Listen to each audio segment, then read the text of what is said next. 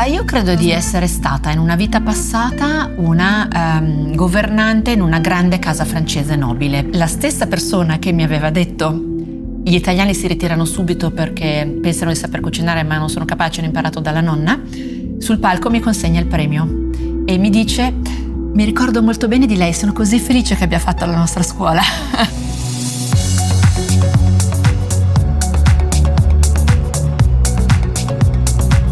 On the go. On the go. With Ginta. Xawa dalla Zorza, grazie di essere venuta qui oggi, proprio prima delle feste di Natale. Grazie a te per l'invito, Ginta. Festeggiamo insieme questo avvento di un periodo che per te è molto importante. Hai scritto 2 libri sul Natale. Sì, è la mia 5ª stagione e quindi una stagione che mi sono creata perché secondo me dicembre merita proprio di essere festeggiato, perché tanto il Natale ormai non è ovviamente solo il giorno di Natale e quindi perché investire tutte queste energie per goderselo pochi giorni, una settimana? Io comincio l'1 di dicembre e finisco il 6 di gennaio. Avevo paura che dicessi il 15 di novembre. No, magari ecco, per motivi professionali sì, perché quando devi fare delle fotografie o dei contenuti video li anticipi un po'. Però nella vita privata mi piace, avevo sempre iniziato a fare l'albero il 7 o l'8 di dicembre a Milano, il 7 noi per Sant'Ambrogio. E poi ho anticipato all'1 perché comunque è talmente una cosa bella. Sì. E la cucina prende una vita diversa, il forno fa l'extra time, quindi è sempre un po' di straordinario. E l'1, queste 5 settimane belle. E come ti prepari al mese, alle festività? C'è qualche organizzazione, qualche pianificazione che tu fai, qualche rituale in particolare? Tutte e due, sai Ginta, perché io credo molto nella pianificazione perché mi piace fare tante cose. La vita è così breve per sprecare del tempo, no? Quindi mi piace organizzarmi in modo da poter incastrare più cose di quelle che verrebbero normalmente. Quindi sicuramente faccio la lista, poi la pallottolo, la butto, la rifaccio 2 o 3 volte, parto dalle cose che vorrei fare e poi tolgo l'impossibile e resto su quello che riuscirò a fare ogni anno. Quindi la lista dai menù ai regali ai colori per l'albero e poi la parte musicale e olfattiva. Mi piace che al di là di quello che vedi, quindi l'albero, le luci, le decorazioni, ma anche ci sia la playlist di Natale, sempre, a casa, in macchina. La fai tu? La faccio ovviamente con le applicazioni che ci sono, adesso anche insieme a mia figlia Ludovica, perché lei è una grande fan del Natale anche lei, e mi piace che mi accompagni, questa cosa delle canzoncine di Natale solo a dicembre.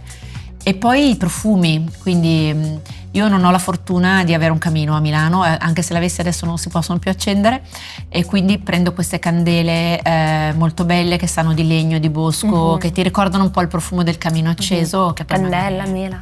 Sì, anche pino, però il cannella è molto buono, forse a me piacciono più anche quelle un po' ambrate, speziate, legno, come se tu stessi bruciando magari dei legni di pino nel camino con delle pigne, ha questi oli essenziali molto buoni, cioè sono tante. Che bello, bellissimo, mi hai già scaraventato casa tua. Quindi i sensi per te sono importanti, cerchi di inglobarli generalmente in tutto quello che fai, mi sembra, no? E quindi Sì. olfatto. Guarda, l'olfatto che in cucina è così importante, no? Sì. Perché tu quando senti apri la porta di una casa e senti un odore di cibo, è un profumo o è una puzza? Perché alcuni ti dicono, che odore. Per me l'odore di cibo è importante, poi l'odore dei dolci è ovviamente un profumo meraviglioso, ma a me piace anche il profumo del soffritto, cioè dipende che momento è della giornata e cosa stai pensando. Quindi l'olfatto è importantissimo ed è l'unico che non riesci a trasmettere attraverso i libri e il video. Quindi lo devi descrivere molto bene. Io quando scrivo cerco di descriverlo, perché ovviamente quello è rimasta come il tatto, una delle poche esperienze che puoi fare solo dal vivo. Ormai la parte visiva e sonora la puoi fruire anche da remoto. Sì. E invece respirare il Natale lo devi proprio, devi essere lì. La tua casa oggi che profumo ha? La mia casa oggi ha profumo di bosco, perché a me piace la candela, quella che c'è proprio una marca particolare che la fa, che è il il bosco selvaggio, tradotto sì, bosco selvatico. Bois sauvage, Esatto. bois sauvage. Bois sauvage, esatto. E invece il tatto, tu prediligi sempre materiali abbastanza naturali, non abbastanza, materiali naturali. Sì, Il c'è un modo lino, carino il per dirmi che cotone. non amo la plastica, no. Ma neanch'io l'amo, quindi alla fine sì. io prediligo sempre vetro, ceramiche, materiali naturali, però è un bel da farsi il dopo, nel senso dopo una cena, una macchia di vino su una tovaglia di lino, come si fa a sopravvivere al fardello dopo di doverla lavare e magari smacchiarla anche più volte? Tu come fai? Io posso dare consigli anche per smacchiare, se ti vuoi. Prego, sì. Perché la maggior parte dei tessuti oggi sono perfettamente smacchiabili perché abbiamo i prodotti giusti. Non è più come facevano le nostre nonne, un po' di aceto, un po' di bicarbonato. Mi faccio la lista. Certo, dopo ti passo. Io ho fatto un libro nel 2015, mi pare, che si chiama proprio Xaba 5 Season. È totalmente esaurito, quindi non andate a cercarlo perché non lo trovate. Io l'ho cercato, infatti non l'ho trovato sul tuo sito, aspetterò. Abbiamo deciso di non ristamparlo, ma tutto quello che c'è in quel libro è diventato un progetto digitale che rilascio a partire da gennaio e mi sono resa conto che tante persone appunto mi facevano anche delle domande un po' di gestione domestica, quindi io credo che non esista paragone tra una bella tovaglia, cioè si macchia, la smacchi. Comunque la vita la devi vivere, sarebbe come, vedi, guardando il tuo bellissimo outfit oggi, molte persone potrebbero dire ma bianco si sporca, però c'è la tintoria, no? Allora non rinunci al bianco, a questo colore champagne meraviglioso solo perché si potrebbe sporcare, perché equivale a non vivere. Quindi io credo che quando noi diciamo che mangi anche con gli occhi, intendi dire che sedersi a una bella tavola apparecchiata, cioè riempire il tuo sguardo di cose belle, è molto importante oggi, perché tante persone guardano soltanto cose brutte, il telegiornale, le cose che non vanno, tutti i problemi. Questo crea comunque un fardello pesante, ma non perché è Natale, a maggior ragione a Natale, ma dobbiamo essere consapevoli che la bellezza fa tanto della nostra quotidianità e la bellezza la possiamo trovare in un paesaggio, in un biscottino grande così che magari al bar ci appoggiano di fianco alla tazzina del caffè, in un biglietto che ti arriva di auguri scritto da un'amica che abita in un'altra città. Cioè, molte persone pensano che per circondarti di cose belle devi essere ricca e avere tanto tempo. Non è assolutamente vero, anzi, questo lo posso dire per esperienza perché vado nelle case degli italiani col mio programma e spesso trovo cose molto belle da chi ha meno e tanto cattivo gusto da chi può spendere molto. Quindi per te la ricchezza che cos'è? È il tempo? Sì, la ricchezza secondo me è il tempo abbinato, Ghinta, alla consapevolezza che devi proprio godertelo oggi. In questo secondo me è proprio il qui e ora. Avevano ragione uno forse degli autori antichi che più mi piace è Seneca e ho riletto recentemente, perché me l'ha consigliato mia figlia Ludovica che fa il classico, De brevitate vitae. Allora, in questa brevità della vita, Seneca, se tu lo leggi, ti descrive delle cose che lui ha scritto 2000 anni fa e che potrebbero essere applicabili ai nostri social media di oggi. Cioè lui dice, ci sono delle persone che presi da faccende inutili si perdono la vita vera. Quindi avere tempo non ti devi però annoiare, lo devi investire. E qual è l'investimento migliore che in te stessa o in te stesso? Cioè dedicarti del tempo. Poi c'è a chi piace farsi un massaggio, io ad esempio no, c'è a chi piace andare a fare jogging e c'è a chi piace impastare il pane o svegliare la mattina magari la propria famiglia col profumo della brioche. Devi trovare quella cosa che piace a te e tante persone oggi trovano nella cucina questa cosa bella che ti dà gratificazione. Quindi sono dei piccoli lussi quotidiani alla fine che noi dobbiamo trovare. Sì, è proprio, credo che sta nelle cose piccole, perché guarda, la storia ci insegna, no? Che tante persone molto facoltose, addirittura irreali, possono essere estremamente infelici, quindi vuol dire che non è così automatico che se hai tanto denaro stai bene. Poi è chiaro, ci sono delle cose che si possono comprare col denaro, quindi quello sì, ma non dobbiamo fare l'equazione se non hai quello non sei felice, perché alla fine godersi il proprio tempo è l'importante. Avrai sicuramente visto il film, quello con Richard Gere, Pretty Woman, no? Certo. È lui, quando lei lo porta a fare il picnic, gli dice togliti le scarpe, butta il telefono, cosa gli sta dicendo? Ok, tu stai facendo tantissimi soldi ma non vivi la tua vita, e invece prenditi un pomeriggio e fai una cosa che ti piace fare, quindi penso che la felicità è quello. E per te la felicità che cos'è? In questo preciso istante? In questo preciso istante potermi sedere un'ora sul mio divano con una tazza di tè, anche una cosina da mangiare dolce, perché cerco di non mangiare troppi dolci solo per la linea, però mi piacciono tanto, e quindi mettersi magari sul divano alle 5 pomeriggio con una fettina di torta che ho fatto magari per uno shooting, e quindi posso prendere una fetta, e un giornale o un libro nel silenzio è bellissimo. Cioè quell'ora dove tu dici mi fermo e in realtà sì, perché proprio a me rigenera. Poi purtroppo mi fa venire 1000 idee che mi fanno lavorare di più dopo, ma è proprio molto bello, e quando lo faccio mi sento molto fortunata. Noi ci troviamo però. Sì. Io vivo esattamente così, la mia filosofia di vita è proprio nei piccoli gesti, nelle piccole cose, i piccoli lussi quotidiani. Un caffè la mattina, mi sveglio piuttosto 10 minuti prima di portare mio figlio a scuola, ma per avere quel momento in cui mi bevo il mio cappuccino tranquilla, che penso alla giornata, una passeggiata col cane, cioè proprio sono momenti come il micro sonnellino, no? Ti rigenerano. Esatto, e chi non fa quello, ecco, io provo proprio pietà quando sento le persone che dicono non pranzo, non ho tempo neanche per mangiare un panino. Ma come? Ma la tua vita vale così poco? Cioè, adesso senza entrare nei luoghi comuni nessuno di noi è indispensabile, ma mangiare è un grande piacere nella vita, no? Anche una cosa sola. Soprattutto qui in Italia. Beh, noi siamo super fortunati perché abbiamo anche tanti ingredienti e anche ci possiamo approvvigionare di cibo in maniera molto semplice. Ma mangiare senza sapere cosa stai mangiando è bruttissimo. Io credo che il rapporto con il cibo sia un rapporto d'amore, quindi se tu non ami te stessa non lo capisci, ma quando mangi e quando prepari il tuo cibo è un grandissimo gesto d'amore. Io credo che uno degli articoli più belli che ho scritto è stato Io che amo con il mestolo. Perché per me quando io cucino, quando io sono per esempio arrabbiata, non cucino. Perché è il mio modo per protestare. Vedi, c'è chi fa il gioco del silenzio, il trattamento del silenzio, tu invece non cucini. No, vabbè, mi capita una volta all'anno, però è proprio il mio sciopero bianco, no? Stasera niente, non cucino, perché in realtà a me piace molto e credo che quello che noi mangiamo non è soltanto una valenza ovviamente per la salute, perché soprattutto oggi tanta gente è confusa. Dobbiamo mangiare le cose stagionali, questo è sicuro. E se le cuciniamo noi, sappiamo cosa c'è dentro.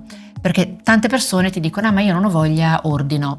Va bene, ok, però se lo fai sempre, se mangi sempre di fretta, il tuo corpo sta male e inizia ad andare in tilt. Sì. Ma soprattutto sta male la testa, perché tu non dai al cibo la possibilità di essere la tua medicina.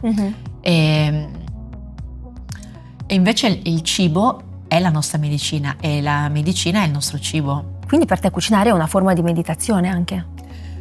Allora, atto d'amore e meditazione. Sì, però sono onesta, perché è un atto d'amore, ma non vedermi più altruista di quello che sono, perché io veramente lo faccio per me. Cioè anche per gli altri che sono con me, per i miei figli, per mio marito, per le persone che sono sedute alla mia tavola, ma io ne ho proprio bisogno io. Quindi se tu vieni da me sei benvenuta, io cucino anche per te, ma io cucino soprattutto per me, perché mi piace, mi rilassa. Sì, forse è una forma, magari meditazione è troppo elevata, ma una forma di relax profondo sì.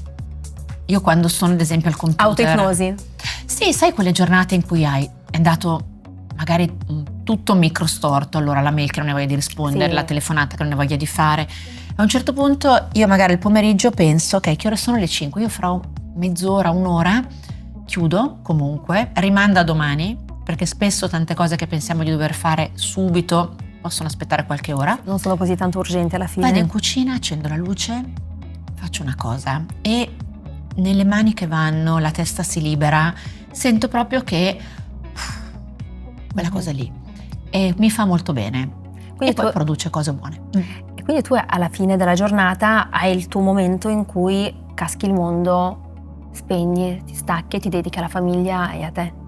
Allora, quello sì, cerco di farlo tutti i giorni. Quando sono sul set televisivo, chiaramente fuori, che a volte lavoriamo fuori città, 4 giorni a settimana, io sto via 3 notti, cioè parto lunedì, torno giovedì, e quindi quelle 3 sere no, e mi manca.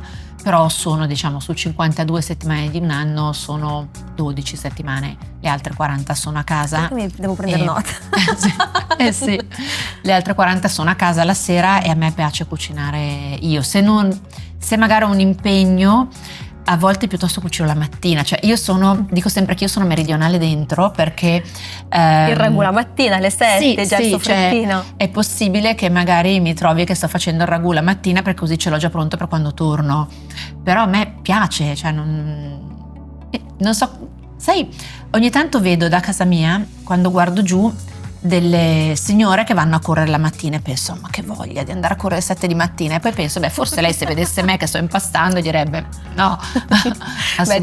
Ti trovi davanti a una che ha il profumo di ragù in casa a colazione, quindi ci troviamo. Allora dovremmo cucinare insieme. Sì, anch'io preparo già la mattina, perché so già, il bambino poi quando arriva non ha la pazienza di aspettare, poi le cose quando sono fatte con più calma, quelle 2 o 3 ore che va, mentre magari faccio qualcos'altro, il profumo che sprigiona. La cucina è proprio è un luogo, ma diventa una specie di stanza magica, perché lì dentro noi donne abbiamo un potere che a volte sottovalutiamo, perché quando dico che bisogna fare la spesa e acquistare, noi da lì esercitiamo il potere di cambiare anche un po' il pianeta, perché se scegliamo di mangiare solo stagionale, se scegliamo di comprare noi gli ingredienti, andando noi a prenderli anziché farli viaggiare verso di noi, riduciamo tanto l'impatto di queste cose sul pianeta, perché alla fine quello che ci danneggia è anche magari non fermarci a pensare che l'ananas che è etichettato che arriva dai Caraibi arriva via aerea, che gli asparagi a Natale non sono di stagione, arrivano dal Perù. Noi soprattutto in Italia abbiamo tutto quello che ci serve per mangiare benissimo. Tutto l'anno, ma dobbiamo reimparare a capire com'era la stagione, perché le nostre nonne andavano al mercato e quello che c'era era di stagione. Oggi io vado dal mio ortolano sotto casa e sento magari la signora che dice all'amica: brava, sono arrivate le fragole, sono di stagione. No, non arrivano dall'altra parte del mondo, oppure sono di serra. Quindi noi abbiamo il potere di dire all'industria: questo non lo fate più, perché noi non lo compriamo più, perché tanto il marketing fa quello che ci propone una cosa, ma se noi non la compriamo, loro sono bravissimi a non produrla più. Quindi questo è un po' il mio principio della cucina economica, che non è una cucina... Il tuo ultimo libro? Penultimo, sì. Però non è una cucina chiaramente per chi vuole solo spendere poco perché è in difficoltà. No, non è quello il senso, perché chi è in difficoltà di sicuro non spreca. E chi ha la possibilità, che ha la scelta di decidere di non sprecare, perché non lo vuole fare, per rispettare chi ha meno e per rispettare il pianeta. Quindi io spero che la gente a Natale non mangi le ciliegie e non cuocia gli asparagi, perché noi abbiamo tutto quello che ci serve qui per fare un bellissimo pranzo di Natale. Facciamo un balzo indietro. Xaba bambina. A quanti anni? Piccola? Piccola. Xaba è un nome molto originale. Anche il tuo? Dicevamo prima che è un nome maschile in Ungheria, come il mio è maschile in Giappone, quindi qua ci troviamo. Sì. E come chi eri tu da bambina? Eri un'attiva, una timida? Dunque, il nome non l'avevo preso bene all'inizio io, perché era troppo strano. Quindi alla fine sembra femminile. Era un po' strano, ma comunque ho imparato a conviverci intorno ai 12-13 anni. Io da piccola, la mia maestra diceva che facevo il leader, perché mi piaceva organizzare anche gli altri, quindi ho sempre avuto un po' questo piglio di vi insegno io, vi dico io. Solo che all'inizio ovviamente era un gioco, una cosa che forse mi piaceva fare. Poi è diventato un lavoro, perché ho capito che a me piace molto imparare. Io ho proprio bisogno di imparare cose nuove, tranne la tecnologia spinta, tipo la domotica, quelle cose lì che non riesco, però per il resto, se mi dai una nuova ricetta, se mi dai una cosa che non so fare... Non hai paura di buttarti? No, ho proprio bisogno di arrivare a saperlo fare, per dire posso farlo anch'io. E se qualcuno mi insegna sono una brava allieva. Poi tutte queste cose che imparo mi piace condividerle, quindi per quello che ti ho detto che dopo ti do i consigli per smacchiare la tovaglia, perché ho lavorato per 2 anni facendo i testi di un'azienda che produce detersivi, che è stata un'azienda pioniera dei detersivi biologici e naturali, quindi vegetali, scusami, non biologici, perché soprattutto vegetali, ma 15 anni fa.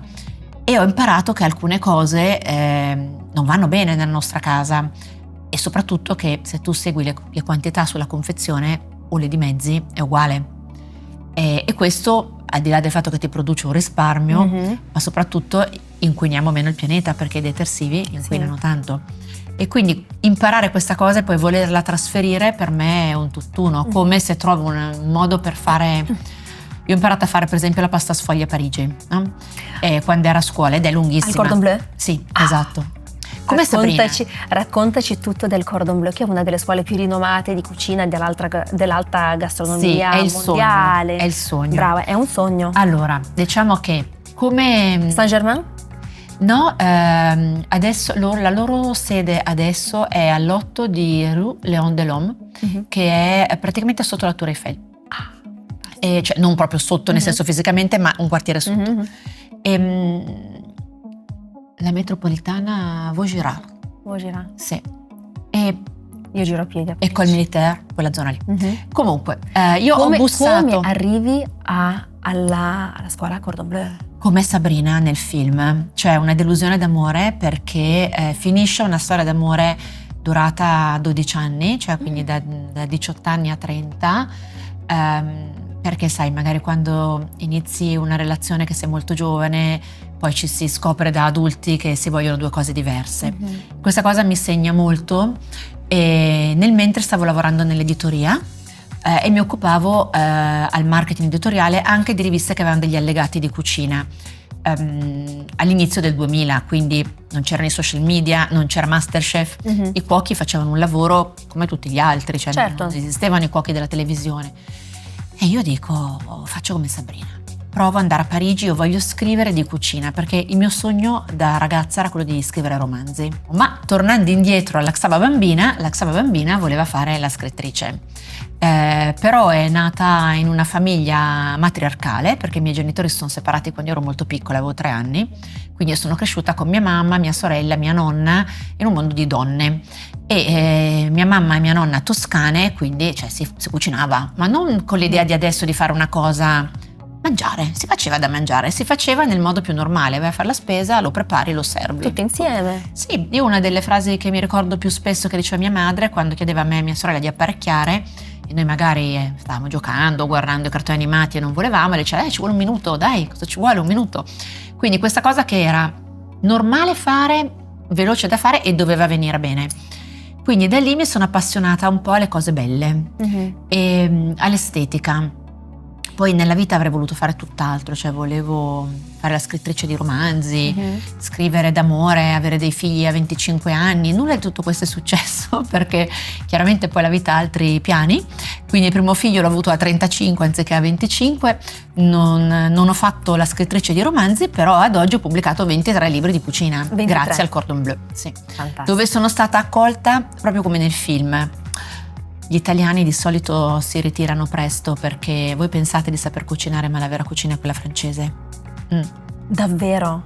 Questo è stato proprio la prima prova per vedere una prova di carattere? Sì, era il 2003. Sono riuscita a diplomarmi, nonostante tutto, e 10 anni dopo, nel 2013, uno dei miei libri vince gli International Gourmand Award, e la cerimonia è a Parigi, e gli International Gourmand Award è patrocinato dalla famiglia Cointreau, che è anche proprietaria io la pelle d'oca, del Cordon Bleu. Fantastico. Quindi la stessa persona che mi aveva detto gli italiani si ritirano subito perché pensano di saper cucinare ma non sono capaci, hanno imparato dalla nonna, sul palco mi consegna il premio e mi dice: mi ricordo molto bene di lei, sono così felice che abbia fatto la nostra scuola. Fantastico, classica frase proprio. Sì. Molto, io adoro la Francia e lo dico, molto francese però. Molto francese perché loro alla fine il primo impatto, è quello della lotta, è quello di sfidarti. Poi a un certo punto, Sì. se tu lasci andare, scopri la vera essenza dei francesi, un po' come una cipolla, no? Sì. Una foglia alla volta. Ma io credo di essere stata in una vita passata una governante in una grande casa francese nobile, perché proprio ce l'ho dentro, cioè quando sono lì, ecco, ho proprio una sensazione, quando visito questi grandi palazzi, castelli, io ho la sensazione di esserci già stata, ma non mi vedo la signora servita, cioè io mi vedo che sto lucidando l'argento, che sto sistemando le tovaglie, che guardo un cuscino da mettere bene. Sì, quindi io sono ragionevolmente convinta che in una precedente vita ho fatto la governante in una grande casa francese. E sai che sono stata di recente a Faenza al Museo Internazionale della Ceramica e loro mi hanno detto che lì abita ancora il fantasma di lei, che era la signora, la chiamano La Pavona, ed è la signora che viveva in quel palazzo che oggi è museo. E io ho detto voglio apparecchiare con lei, perché noi abbiamo questa idea da bambini che il fantasma sia una cosa che ti deve spaventare, invece magari è semplicemente una persona che con la sua anima vuole stare lì anche per aiutarti, per passarti, per tramandarti qualcosa, non so, quelle donne secondo me che hanno fatto quel lavoro a cui io credo di essere appartenuta, tramandano come si piega un lenzuolo, come smacchi una tovaglia, come apparecchi, come ti prendi cura degli altri, che poi alla fine fare del bene ti fa bene. Il libro di cui ti ho parlato prima, Cucina economica, si apre con una citazione di San Francesco d'Assisi che dice che è nel dare che noi riceviamo, e questo è molto vero, e chiunque fa volontariato in questo momento, se sta guardando, lo sa. Quando tu dai agli altri ti torna indietro talmente questo empowerment di bello e di bene, che è quello che te lo fa fare, cioè sotto sotto essere buoni con gli altri è quasi una forma di egoismo, no? Perché ti torna. E però è una bellissima forma di egoismo, perché fa bene anche agli altri. Parlando di viaggi, da Parigi, quindi ti diplomi al Cordon Bleu, e parti per Tokyo, Londra. Dove sei andata? Tokyo prima, quando avevo 19 anni. Io ho iniziato da lì, perché ho fatto questa specie di fuga. Quindi tu finisci le scuole a Milano? Sì, io finisco la quinta al liceo a Milano e vado in Giappone a vedere cosa c'è. Così, per conto mio. E quindi mi trovo a studiare, lavorare e mantenermi. Devo dirti che ho mangiato riso bollito e banane per tutto il tempo, perché è l'unica cosa che mi potevo permettere. Però condividevo questo appartamento con altre 4 ragazze, un appartamento enorme di 65 metri quadri nel quartiere di Meiji Jingume. Apprezzano il fatto di sapersi organizzare, quindi lo spazio è sicuramente molto più limitato. Allora, il mio tempo giapponese mi ha regalato 2 cose. Uno, conoscere una persona che oggi non c'è più, perché già all'epoca aveva più di 70 anni, che mi ha insegnato un metodo di lavoro dove tu guardi al tuo obiettivo e ti concentri su quello e vai. Questo è molto nipponico, no? Non so se il tuo nome te l'ha un po' anche dato. Sì. Cioè il fatto di dire ok, io questa cosa la voglio fare, se mi ci metto la posso fare, buone probabilità di riuscire a farlo. E poi l'organizzazione, perché il non perdere tempo, la teoria dei 5 minuti, quante cose puoi fare se hai 5 minuti, soprattutto oggi che c'è la tecnologia. Raccontami questa filosofia dei 5 minuti. Allora, loro praticamente credono molto nel non sprecare il tempo, perché il tempo è l'unico bene prezioso veramente democratico. Tornando un po' al discorso di prima, no? Chiunque sia a questo mondo ha 24 ore al giorno. E cosa tu ne fai che ti rende ricca o povera del tuo tempo? Se lo sprechi, magari dormendo fino a tardi, che in Giappone è una cosa assolutamente no, se lo sprechi annoiandoti. Quindi anche se hai 5 minuti tu puoi fare una cosa, ad esempio può essere... Te lo chiedevo perché per me 5 minuti sono tantissimi, io penso sempre di riuscire a fare un sacco di cose, poi puntualmente però arrivo in ritardo perché ovviamente inizio magari delle imprese. Allora, devi capire cosa puoi fare in 5 minuti. Io se guardo l'orologio e devo uscire ad esempio e mi sto preparando e mancano 7 minuti all'ora del pick up, io dico 7 minuti posso ancora fare. Invece un'altra persona magari dice 7 minuti, oddio che ansia, sarò sicuramente in ritardo. Quindi il nostro cervello è una grandissima centrale operativa che è in grado di coordinare tutto, ma soprattutto è in grado di dirci ce la puoi fare. Quindi se noi in 5 minuti sappiamo, io so che in 5 minuti posso vestirmi, per esempio, posso rispondere a una mail che ho lasciato lì e che voglio evadere prima di uscire perché magari lo voglio fare dal computer, perché dal computer sono più concentrata, poi lo chiudo e esco.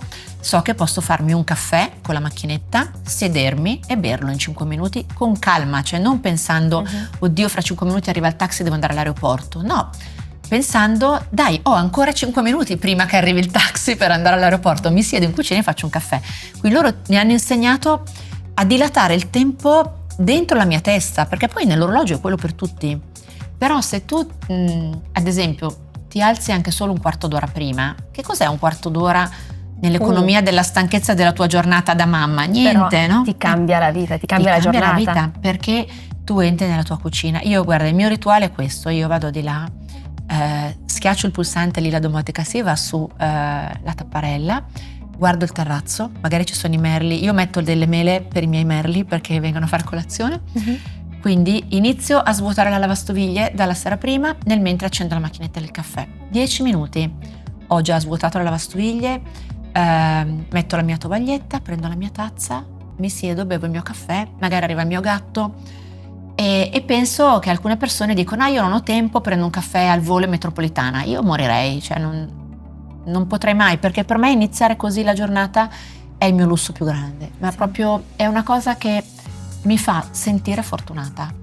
Poi sono molto fortunata, sono stata molto fortunata nella mia vita, ma sono anche stata molto disposta a fare fatica, e questo me l'hanno insegnato sempre i giapponesi, che è stato prima di fare il cordon bleu.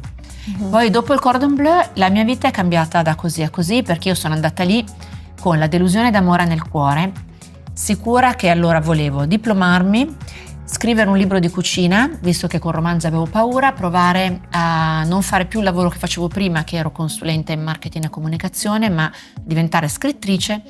E ho detto vabbè, ormai marito e figli lasciamo perdere, sarò single, mi concentro tutto sulla carriera.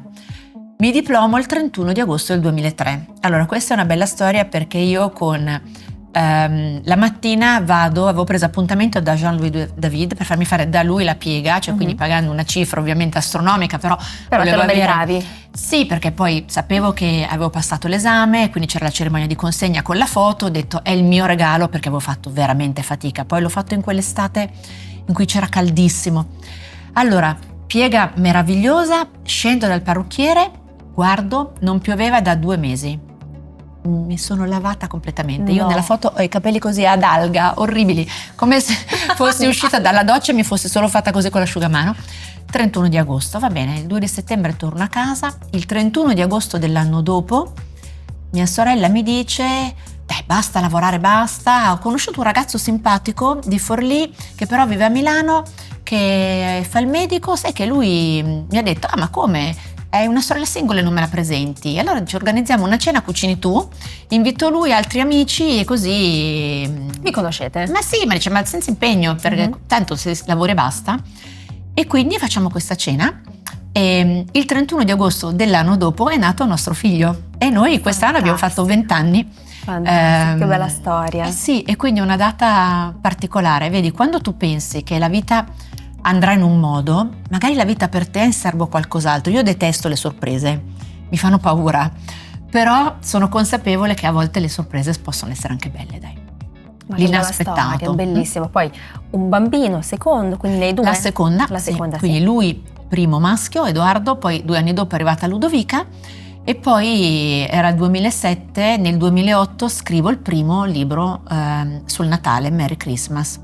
E questa cosa mi frutta un contratto televisivo con un canale che allora era Alice, dove io inizio a fare queste 100 puntate dove cucino e apparecchio e capisco che avevo involontariamente creato me stessa, perché all'epoca il canale era molto seguito e inizio a vedere che i bambini fuori da scuola, quando vado a prendere i miei figli, dicono mamma, c'è quella signora che è in televisione, prima cucina e poi apparecchia, perché io nel mio format facevo le ricette e poi le presentavo in tavola. È il mondo di Xaba con cui io ti ho conosciuto, perché anch'io lo guardavo. Ecco, e ti ricordi questa grande villa che mi avevano affittato? Non era casa mia, c'era anche la chiesa e la piscina dentro. Fantastico, me lo ricordo, sì. E mi ricorderò per sempre la piccola ricetta per l'ora del tè, che era il pan carré, sì, spalmato con il Philadelphia e i cetrioli.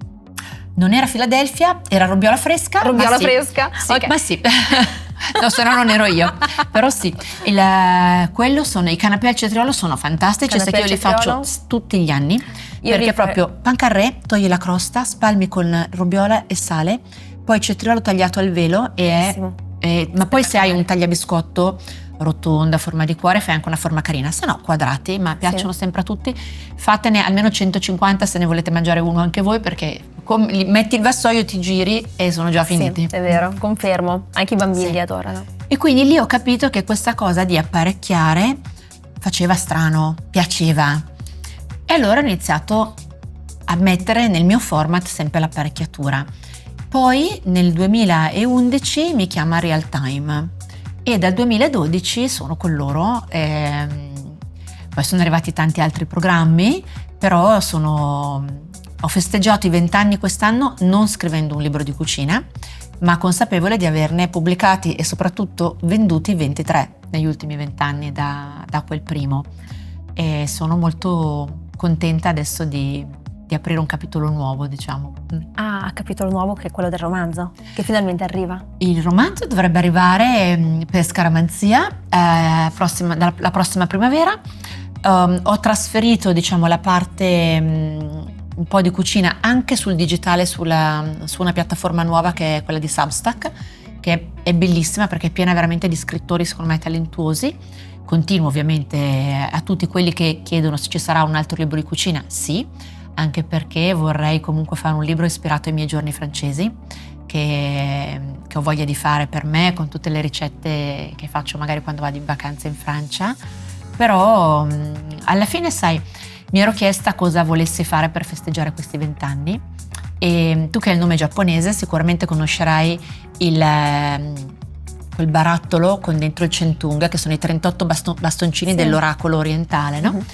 E il mio preferito è il 38, che è quello che dice sei tu l'artefice della tua fortuna. Ma ce n'è un altro che mi è uscito quando non sapevo come festeggiare questi 20 anni, cioè chi diceva facciamo un libro collezione, un best of, facciamo un libro particolare. Facendo il centung mi è uscito a volte non fare niente è l'opzione migliore. E voilà, niente libro. Bellissimo. Parlando di bon ton e bambini, sì, tu che sei mamma, da mamma a mamma, sì, un consiglio per tenere a bada i bambini e insegnargli il galateo, le buone maniere a tavola senza imporli, perché da un'imposizione nasce un rifiuto, quindi come si fa con i bambini? Dunque, io ti posso dire come ho fatto io, perché ha funzionato, e innanzitutto bisogna dare il buon esempio, perché è chiaro che un genitore che con la bocca piena dice al figlio non parlare quando ha la bocca piena non va bene. Quindi dare il buon esempio e poi non sgridare se un bambino sbaglia o una persona adulta sbaglia, ma dirgli guarda che si dovrebbe fare così, e non vedere la regola del galateo come una cosa che tu usi perché qualcuno ti ha detto di farlo, ma come il tuo passaporto per sapere sempre che qualunque sarà la situazione ti sentirai a tuo agio.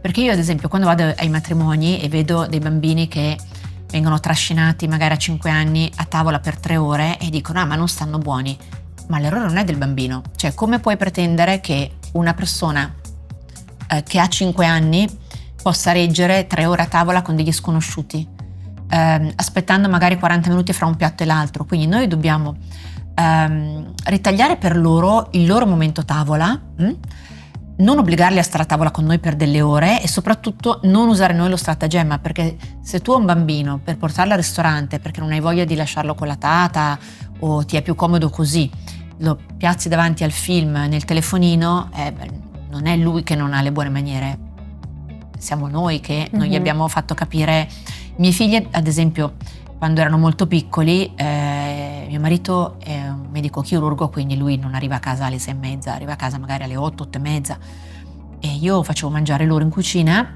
magari mangiavo con loro, io facevo un piccolo aperitivo e preparavo per loro, poi loro andavano a dormire e io cenavo con mio marito alle 9:30. E loro, quando a 6-7 anni hanno iniziato a cenare con noi perché potevano resistere senza mangiare fino alle 8 perché non avevano fame alle 7:01 ed erano ammessi alla tavola dei grandi, sono sentiti così privilegiati, c'è stata una sorta di empowerment che li ha fatti felici e anche loro volevano comportarsi bene perché erano ammessi a mangiare con le posate belle, il piatto bello, la tovaglia bella. L'emozione. Sì, cioè i bambini sono piccoli noi, vanno trattati con rispetto, con gentilezza e bisogna insegnargli che mangiare bene non è un favore che tu fai alla mamma e al papà, perché io quando vado a insegnare le buone maniere nelle scuole, alle scuole medie inizio, no? Dico sempre: ragazze, allora voi quando magari avete il fidanzato, no? Allora il fidanzato vi racconta delle cose, magari si presenta con l'orologio di marca, tutto vestito firmato, ma voi andate a mangiare un panino, una pizza, guardate come mangia. Quello dice molto di più di lui, dell'orologio che ha al polso o della giacca con cui vi è venuto a prendere, no? E poi quando sarete più grandi, l'automobile o la vacanza. Vedere una persona che mangia è più intimo che vederla nuda e quindi è una cosa veramente molto intima e noi dobbiamo poterlo fare senza vergognarci. Cioè io mi siedo e so qual è la posata da usare. Invece tante persone magari dicono: oddio, adesso quale sarà il bicchiere, dove verso il vino. Semplicemente lo sai, non c'è bisogno di fare show off di questa tua conoscenza, però lo sai. Ma dire la verità, a casa ti capita mai di mangiare sul divano? Sì, certo. Anche a te? Sì, beh, è bellissimo, no? Guarda, allora sul divano a me capita, se sono a casa da sola, a volte me lo faccio proprio come coccola, come ti ho detto all'inizio, perché magari colgo anche l'occasione per guardarmi una serie e quindi mi faccio il vassoio, però molto chic. Quindi un bel vassoio di legno o di metallo con la mia bella tovagliettina. Il fiorellino? Perché no? E a casa un fiore c'è sempre, quindi io ho una collezione infinita di questi micro vasetti dove mettere dentro un fiore solo. Però, sai, c'era una pubblicità un po' di tempo fa di cosmetici che diceva: perché io valgo. Io valgo.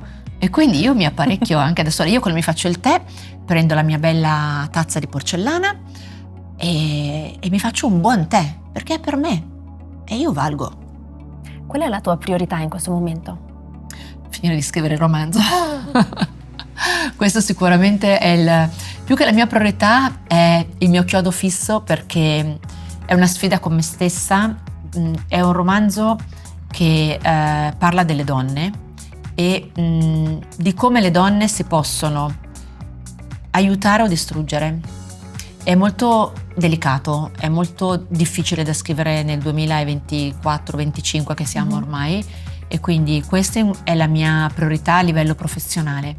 A livello personale non ridere, ma invecchiare bene, perché mi sono resa conto che sì, alla fine c'è questo grande pregiudizio sul, si può dire in questo format, menopausa? Sì. Certo. Ecco, che la vita lì un po' fino a qualche anno fa finiva, no? Invece io sono convintissima che con questa età, che è il 50 Club, no? Da 50 in su, io ci sono entrata da 4 anni per chi non lo sapesse, è proprio una vita nuova e oggi la scienza, la medicina, la tecnologia, la ricerca, la conoscenza ci danno la possibilità di entrare in un altro momento della vita dove tutto può essere meraviglioso, perché io ho i figli grandi, non ho più, diciamo, quella cosa del vallo a prendere a scuola, organizza le festicciole, cioè ti si libera del tempo che puoi dedicare ad altre cose. È comunque una posizione magari professionale migliore rispetto a quella che avevi quando avevi 30 anni e quindi devi mettere a buon frutto tutto questo, mangiando bene, dormendo bene, facendo un po' di ginnastica al viso, fondamentale, e soprattutto yoga face, tenendoti in forma, perché la nostra testa è la cosa più importante. Noi dobbiamo mantenere la lucidità, io credo che l'unica cosa di cui trabocco è l'energia di voler fare, e tanti mi dicono: come fai? Beh, sicuramente mangio quello che io cucino, un paio di integratori li prendo, tutti naturali, ma soprattutto ho capito che è quello che a me tiene viva il fare, quindi io voglio fare e voglio fare anche dopo i 50, anche dopo i 70, vi do appuntamento per un altro club fra un po'.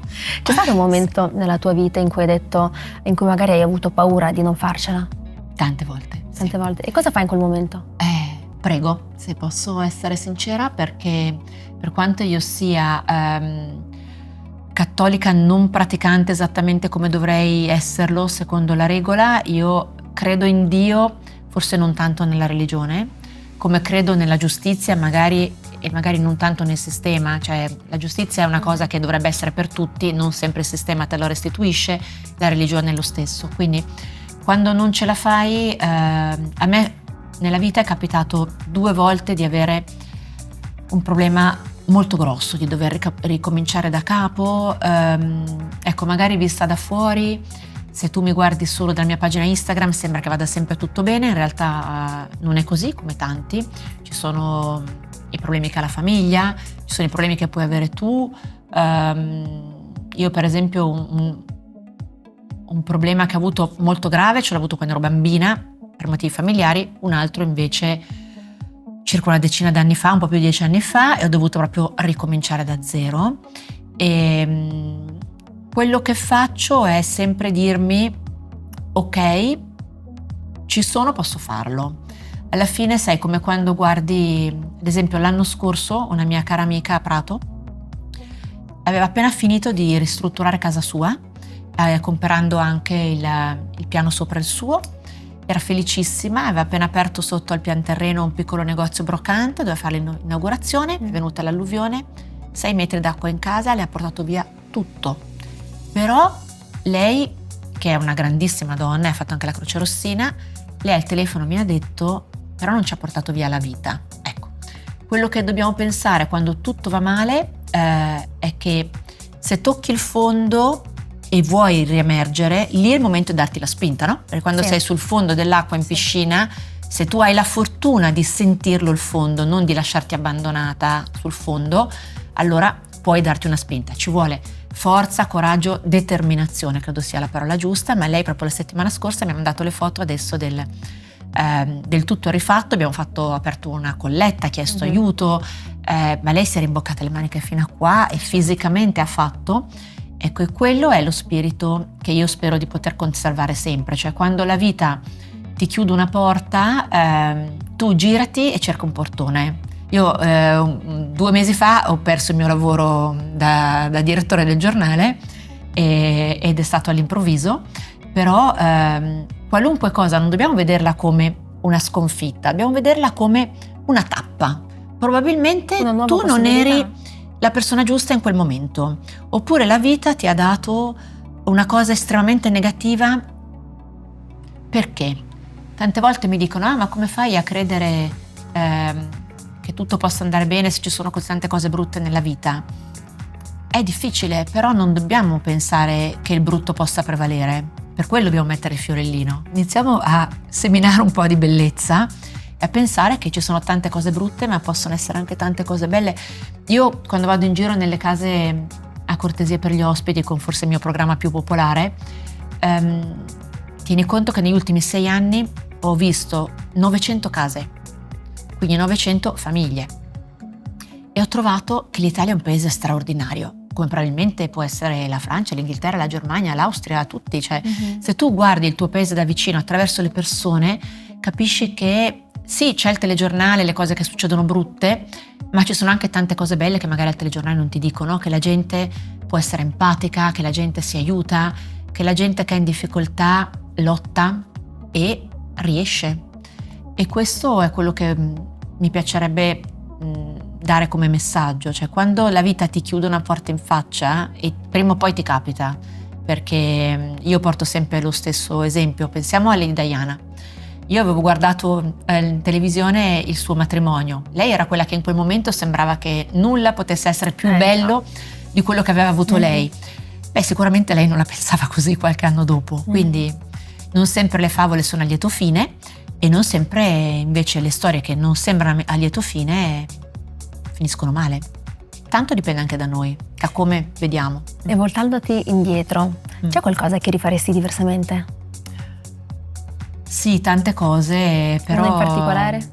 Col senno di poi vorrei iscrivermi a lettere classiche. Mi ricordo che mio padre mi disse: ah beh, lettere, e poi cosa fai? Vai a insegnare? Come eventualmente sì, ma cioè, però mi disse questa frase. Come e se questo non fosse un mestiere, vero? Come se non mi ci vedesse, ecco, non come se non fosse un mestiere valido, ma come se non mi ci vedesse. Invece io avrei voluto fare come l'inizio di Piccole Donne, quando Jo March dice: scriverò libri e diventerò ricca e famosa. Ecco, adesso libri li ho scritti, ora mi devo concentrare sul romanzo, perché se riuscirò a fare quello, allora penso che la mia idea di avrei potuto fare in maniera diversa un po' sarà assottigliata, però avrei potuto fare tante cose diverse. Sai, quando mi sono diplomata al Cordon Bleu mi avevano offerto un posto all'ambasciata italiana a Londra come cuoca e lì ho detto no, perché avevo un lavoro in Italia, sentivo la responsabilità e ho detto come faccio, però ero single, non avevo figli. Avresti potuto farlo? Avrei potuto anche dare le dimissioni e farlo, però non ho avuto il coraggio di farlo. Chissà come sarebbe stata la mia vita, però non avrei conosciuto quel ragazzo tagliando un tonno all'alloro e oggi non avrei magari questi 2 figli meravigliosi. E poi insomma non mi piace dire come sarebbe stato, tante scelte le rifarei e forse quella che rifaccio ogni giorno è di sapere che tu puoi pianificare tutto nella vita, ma devi essere, se sei intelligente, sai che non andrà così. E questo vale anche per il menù di Natale. Si scrivono un sacco di belle cose, qualcosa andrà storto sicuro, ma la certezza è che andrà bene comunque la cena o il pranzo. Basta vedere il bicchiere mezzo pieno. Una grande donna che sicuramente si è fatta da sé, come non voglio sindacare, ma lei è stata la mia ispirazione, pensa nel 1995, avevo 25 anni, e sono stata mandata in America a vedere questa signora che faceva i biscotti nel garage. Lei era Martha Stewart. Io ti ci vedevo tantissimo. Io quando penso a te in Europa, non solo in Italia, in Europa, io penso, ok, dall'altra parte chi c'è? C'è Martha Stewart. Io non lo so, lei per me è stata molto più brava di me, ha saputo industrializzare se stessa, io quello non l'ho saputo fare, non ancora, però lei ha iniziato un po' più grande rispetto a quando ho iniziato io ho iniziato a 34 anni, lei a 40, 41, però ecco, lei secondo me ha una cosa che è importantissima da copiare, che nelle sue 10 regole la 10ª è: la torta non è venuta bene, tagliatela a fette, servitela lo stesso, nessuno se ne accorgerà. E questo è un grande insegnamento. Vero. E il consiglio più prezioso che tu abbia mai ricevuto per chiudere?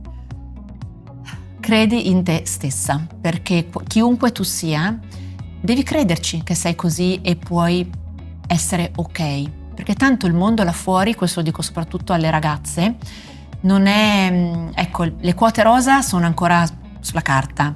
Noi dobbiamo forse metterci un po' più di olio di gomito, quindi credete di potercela fare, perché ce la farete. E poi le ragazze di oggi sono tanto meglio di noi.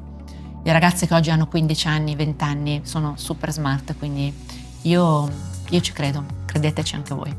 Beh, ne è una in casa, quindi è come darti torto. La mia è un booster per quanto mi riguarda. Un booster? Sì. Fantastico. Cioè proprio è il mio booster, perché vedere lei e sapere, questo lo dico da mamma, poi se no mi scende la lacrima, ma ogni tanto dico, caspita, sicuramente 2 cose belle le ho fatte, oltre ai 23 libri. Questo Grazie. è una bella cosa. Grazie a te, Ghita. Grazie, Xabo, è veramente stato bellissimo averti qua con me oggi. E buone feste. Buone feste a te. Anzi, un'ultimissima cosa, un errore da evitare assolutamente durante le feste, qual è? Le posate da dessert. Io ve lo chiedo come cortesia, non apparecchiatele. A Natale fanno confusione e soprattutto se non avete il cucchiaino da dolce non c'è nessun problema. Se usate quello da tè lo portate con il dessert sul piattino. Non me lo apparecchiate lì davanti al posto di quello da dolce. Fatemelo come regalo di Natale.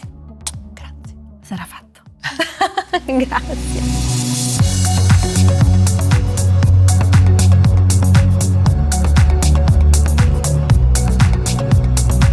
On the go. On the go. With Ginta.